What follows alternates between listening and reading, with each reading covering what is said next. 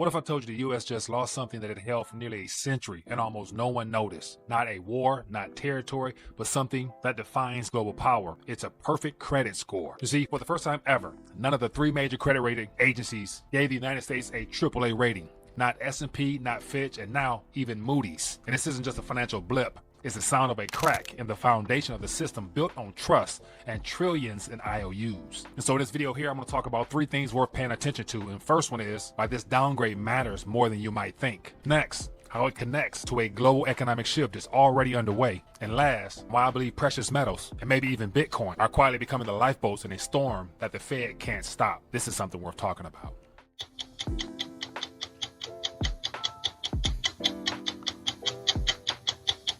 All right, so I want to take a quick minute, share some thoughts in reference to the recent downgrading of Uncle Sam's credit and what that means for more nations that will definitely begin rethinking a lot of things if they haven't already. And of course, outside of the credit concerns, all that is centered around the debt load that we have and the unsustainable nature of it. And unfortunately, it all points back to one thing. And of course, that's the Federal Reserve note, my friends. And so I knew it was just a matter of time before people are forced to address not only just the elephant in the room, which happens to be the debt, but also the unsustainable nature of one of the greatest Ponzi schemes ever pulled off in human history, which in my opinion is simple. It's the privatization of a nation's currency in the hands of a privately held cartel, aka the banksters, and the dangers of more people finding out something that was never meant to be discovered before the heist came to an end. And so as always, if you guys want to hear more of these little quick takes, definitely take a second, hit that thumbs up or the check mark, depending on where you're watching at, and then drop me a comment, let me know your thoughts and analysis on this subject matter. And if you're new, make sure you subscribe so you never miss an update whenever I decide to share some quick thoughts on some relevant topics related to our monetary structure. But first things first, it looks like that the downgrade, which is ultimately the first domino to fall, in my opinion. So a good metaphor that kind of resembles where we're at now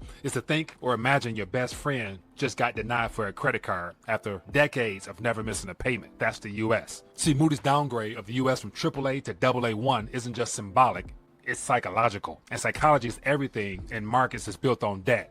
So the US federal government now runs deficits expected to hit 9% of GDP by 2035. And that's barring any unforeseen events. And so without a war or without recession, that mere 9% is still small compared to the astronomical amount of debt that's currently in existence on top of what will be brought into existence as we get closer to that debt cliff, which is the $9 trillion that's due within the next couple of months.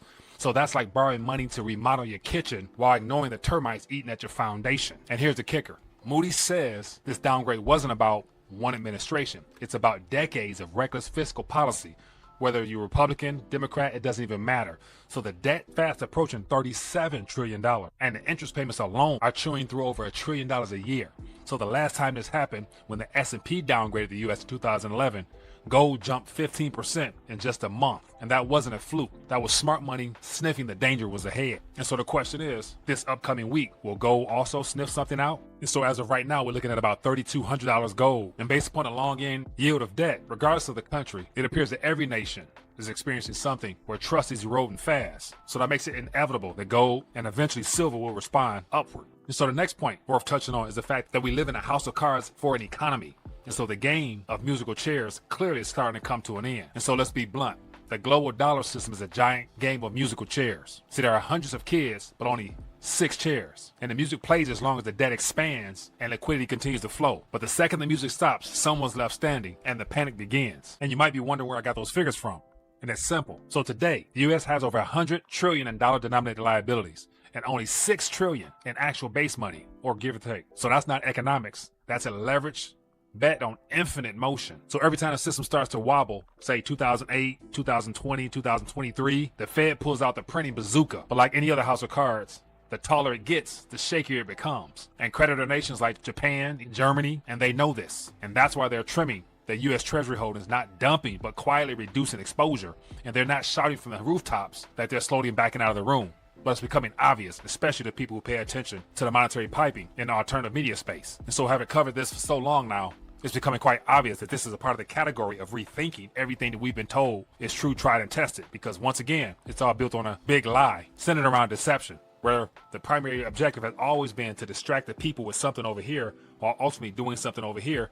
And the people caught in between happen to be the casualties of those that base their entire lives on fiat currency. But with this recent credit downgrade, that lets the average Joe know that the government isn't immune from being financially irresponsible. So just like your regular household, if you were to run up too much credit and not be able to pay it back, you can expect that you're going to be downgraded as well. And then usually what happens after you have less access to credit, it makes it very impossible to sustain yourself, especially if it's been built on lies, i.e. the swiping of credit cards at the expense of others. And so a good way of looking at it is to think of the dollar like a fancy suburban mansion that's built on a mortgage with a teaser rate. So it might look great on the outside, but underneath, you got rising debt, falling credit, and fewer buyers for the paper. So this downgrade is the financial equivalent of a bank saying you're not prime anymore. Ultimately, this all results in a multipolar reset, where the rise of gold, eventually silver, along with some neutral assets, will be unavoidable by the mainstream media. And so here's a deeper shift. The U.S. downgrade isn't isolated. It's a part of a tectonic realignment, in my opinion. So there's lots of economists that's calling this an acceleration, not one event, but a series of ruptures, pointing to the end of the U.S. monetary dominance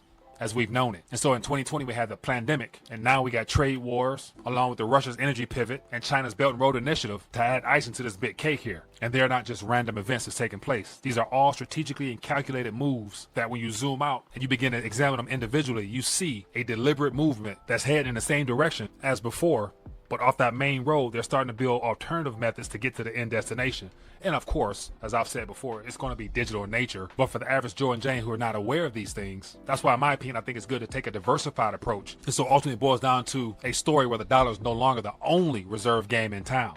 And so central banks around the world are increasing their gold reserves, as obvious, and it's been picking up to the point where even the mainstream media is starting to talk about it. And the question is, why? And yet, you know the answer, I'm sure, and that's because gold, unlike treasuries, can't be downgraded, seized, or inflated away. It has always been a true equalizer, in my opinion, tried and tested, and withstands any test throughout time, because it is the true measurement of long-term value, regardless of what nation you live in. And even though I'm not the biggest proponent of the digital asset space, I know that there can be no reset without the digital transition, so therefore Bitcoin has to succeed.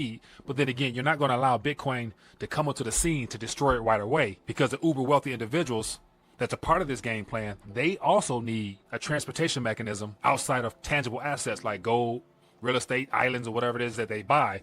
They also would need something quicker and easier to transfer 100 billion from point A to point B within seconds or minutes. And the best way to do that, according to the way this has been set up, that's going to be through the digital space. And that's why governments need Bitcoin to succeed, so that they can use Bitcoin as an escape hatch, as well as a dollar extension lifeline tool to try to contain the dollar dominance when they cut back on the printer sometime before the end of this year, in my opinion, because they're going to need an item that's within their control that excites the people first and foremost, because you don't want to steal from people and they actually know they're being stolen from. So you got to entice it to make it look like they're winning. Second, it's the whole idea of this Bitcoin reserve, where they're trying to have Bitcoin on the balance sheet for the federal government and use the income earned from them to pay off the debt. Once again, it's all denominated in Federal Reserve notes, I might add. And then last, it's the best way to keep people's attention off of gold, and then more importantly, the true nature of having silver in your possession, which has always been and will continue to be the people's money. And so that's why even Bitcoin is being eyed by smaller nations as a neutral reserve asset, because it gets them away from U.S. liabilities, i.e. our treasuries, which means you'll have to hold less of these, and you can get into something that's being presented as a countermeasure to U.S. dominance, and that's, of course, Bitcoin. But at the end of the day, it's becoming quite obvious that the lifeboats are leaving. And the question is, who's on them? And so just look at the global economy as a giant cruise ship that's starting to take on water. And so the dollar is still the captain, but the passengers, which are the central banks and sovereign funds, they're quietly lowering the lifeboats labeled as gold and silver, Bitcoin, and other commodities. And so to even make this even more confusing, some people actually thought that Donald Trump's second term could fix all this with tariffs and trade negotiations. But here's the paradox. You can't run persistent trade deficits and demand a stronger domestic manufacturing base at the same time, or at least not under the current dollar regime. So if the world needs more dollars, it has to sell goods to the US, and if we stop buying, the flow of dollars dries up. And that whole act there is known as the Triffin dilemma, which is the power versus production mechanisms. And Washington wants both, but yet it can't happen without some serious consequences. So basically, at the end of the day, the US is caught in a tug of war between its own ambitions. See, one arm wants global dominance via the dollar, and the other wants domestic revitalization and industry. And it's unfortunate that the rope between the two is fraying, and it won't hold up much longer. And so here's where we're at. You got the US has lost its final pristine rating. Foreign buyers are backing away from treasuries. Gold is hitting all-time highs, and Bitcoin is flirting with mainstream adoption. And the East, which is made up of China, India, and Russia, is building their own monetary infrastructures. So this isn't the end, but it's just the beginning of a slow-motion collapse of trust in the old order and a quiet migration towards a new one. And in this one, value is stored in things that can't be printed, downgraded, or weaponized. And at the end of the day, Moody's downgrade may not crash the markets as of today, but like the first cracking in windshield, it tells you everything you need to know about the road ahead. So the system isn't breaking because of a single downgrade, it's breaking because the math no longer adds up, and it hasn't for years. So in a world drowning, the smartest players are looking for higher yields. They're looking for a life raft. And that, my friends, is something worth thinking about. And so as always, there's no point in telling you about the problems we face, but also suggesting or recommending possible strategies. And of course, I've hinted at it throughout this entire video, and it happens to be with the very concept of continuing to get your weight up and being more strategic with how you do it. And as always, if you made it this far in the video, then obviously all the information resonates with you on the problems we face. And if for those who like to think outside the box, then I'd encourage you to take a look at becoming a part of a silver community where you can actually dollar cost average in monthly, which allows you to take your investment strategy, turn it into a hobby, and then create a business out of it where you can actually develop your own unique strategies on how to help other people. And so if you're interested in finding out more about that, then click the links in the description or go to mysilverteam.com. Definitely would love to work with you directly if it's something of interest to you. And then also, gold will continue to go higher, but not everybody can afford it given all their other financial responsibilities. And that's why I believe gold notes, which are 24 karat gold notes, can be the most affordable for some. And once again, just go to buygoldnotes.com, links in the description, as well as other alternatives that can be taken advantage of while this note here still has a receiver on the other end. But anyway, just taking a minute to share my 2 cents on the matters. Curious to hear what you think. As always, if you found value, hit that thumbs up button, drop a comment, take this, share it so more people can get an alternative perspective on information that you will not get from mainstream media. And I'll catch you guys later.